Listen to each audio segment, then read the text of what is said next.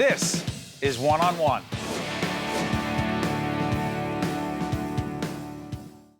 At the New Jersey Education Association 2015 convention, you get to talk to some of the most interesting people, and we're about to meet one of them right now. Brigadier General Alberto Rosende is the NJEA Award for Excellence recipient this year, and we are honored to speak to you, General, and I want to thank you first for your service to our country and congratulate you on this award, which means a lot to you, I know. Oh, absolutely. Well, thank you very much for welcoming me here, and I think it's an honor to be here with the NJEA. When I was called about the award, I was kind of flabbergasted because you just go along your life just doing the things that you need to do, take the next hit, move on and move on. So to be recognized by the New Jersey Education Association for excellence in anything, I think is pretty outstanding, and I'm really just pleased and really humbled by this award. People who are recognized because they come from the public schools and they have achieved great things. Talk about your experience in the public schools. Well, I had a great experience in the public school. When I was in elementary school, I came from a Catholic school, but I switched over at about 7th grade. And my transition was pretty smooth. I think that the faculty and the student body was fabulous. You know, as growing up as a young kid, you always have friction somewhere. But by and large, it was a fabulous experience, and it really set the platform for what I've done in the rest of my life. I think fondly back on the school, and this year we had our 35th high school reunion, and I got to see a lot of our old cronies, and they're all wonderful people. Some teachers really made a difference for you? Oh, absolutely, absolutely. I know that particularly, I was the Key Club president my senior year, and so I had a very close relationship. It's a service organization. Correct. It's a service organization, a junior organization of the Kiwanis clubs.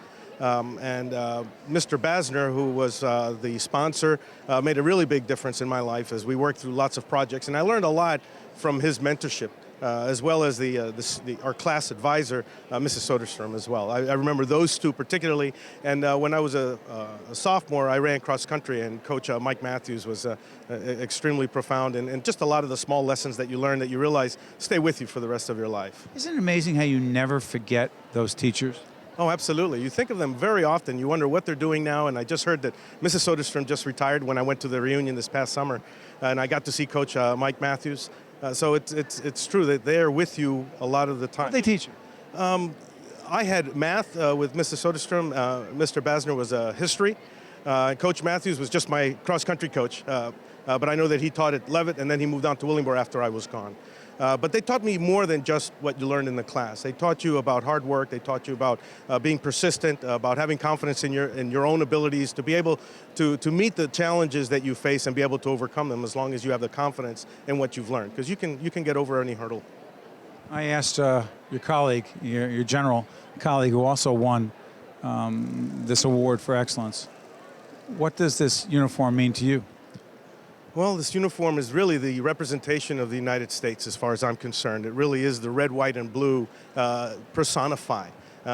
Maybe not to me personally when I wear it, but when I wear it, I'm extremely proud. But as I see other soldiers, as I see other service members, as they walk around, that's what they do. They represent the United States, and they represent what I think is the best of the United States. I'm not going to get political, but I am going to ask you about our veterans. What do they deserve from us? Well, I think that veterans, they join the service wanting to do something that's bigger than themselves. They want to contribute to the United States and the history of the United States and everything. So I think that they do deserve our support as they either make their transition or as they continue on in their service. So it's important for us to always recognize the commitment and the sacrifices that they make to serve our nation, and that we owe them that debt of gratitude. So we do need to ensure that they have the facilities to be able to make that transition and be welcomed back into civilian life, if you want to call it that, and be able. Are we doing enough? I think that's one of those questions that we can always do more. I think everyone can always do more. So I think I'd rather leave it at that. We can always do more. Yeah, we can do more. But I would ask you this because you know something about leadership. You're pursuing a doctorate in the field of executive leadership. Yes, sir. Where? At George Washington University in Washington, D.C. Why? thirst for knowledge, thirst to continue to become more professional, to really understand what you think you know. When you realize you start studying it, you don't know anything about it other than the practice of it. But there's the fundamental and I guess the theoretical background behind it that you want to get an understanding of so that hopefully you can be able to refine your own leadership and then be able to understand how you can influence others and help them and mentor them along to become better leaders and to understand that it's not just about the leader, because without the follower out there, there is no leadership, right? So it takes both parties to move forward. People who have followed us on public television, FIOS, are familiar with this question.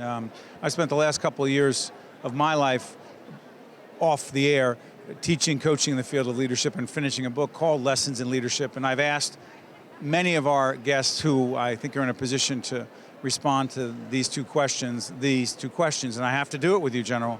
Number one leadership lesson you have learned so far, be it in the military, in life, you take your pick. Number one leadership lesson so far is? It's not about you, it's about them. It's about the people you lead. It's about getting the best out of them. It's about motivating them, understanding what they need to make sure that they're maximizing and optimizing their contribution to the organization. So really it's focusing on them. So leadership is really looking at them and seeing what gets them to their endpoint, to their goal, to their satisfaction. Number one leadership challenge. I think the number one leadership challenge is recognizing that sometimes people are in the wrong positions, they're in the wrong spot, and trying to help them find the right spot and move them. Making the decision to move someone out of a position, especially if they're in a position of leadership, I think is the most challenging. Because at the end of the day, you don't want to shoot them down. What you want to do is be able to move them somewhere, help them understand and recognize that maybe they don't have the competency levels at that point in time to live to that position or the requirements of that position. And so moving them on while keeping them motivated to continue to move forward is a real challenge. That's not easy. Jim Collins talked about that in his book, Good to Great. Right. You know the book, right? I knew he would know this. He said there's a bus and you're the bus driver, and metaphorically, and you have to move people to the right seats, and sometimes you have to escort them off the bus if they're not the right people. But devil's advocate, I got to press you on this. What happens if you move them to a different seat because you don't think they're in the right seat, and they don't like you for it, they're angry at you for it, and you know, it's not comfortable, you say? I'm sorry, that's just the way. Is that leadership? Absolutely. I think that leadership is being able to get through those difficult friction, volatile Confrontations, absolutely. I think to be a strong leader, I don't think that you need to look for confrontation, but you can't be afraid and walk away from confrontation. It's how you approach the situation and how you study the situation to be able to approach it in the right manner that's the most important part. Well said, General. Thank you for, being here, being recognized by the NJEA, but most importantly, for your service to our country. Thank you, General. Absolutely. It's my pleasure. Thank you very much, Steve. Really appreciate it. One-on-One with Steve Adubato has been a production of the Caucus Educational Corporation, celebrating over 25 years of broadcast excellence. Funding for this edition of One-on-One with Steve Adubato has been provided by Bergen Community College, TD Bank, Kessler Foundation, MagnaCare, Johnson & Johnson, Cone Resnick, and by Adler Aphasia Center. Transportation provided by Airbrook Limousine, serving the metropolitan New York, New Jersey area.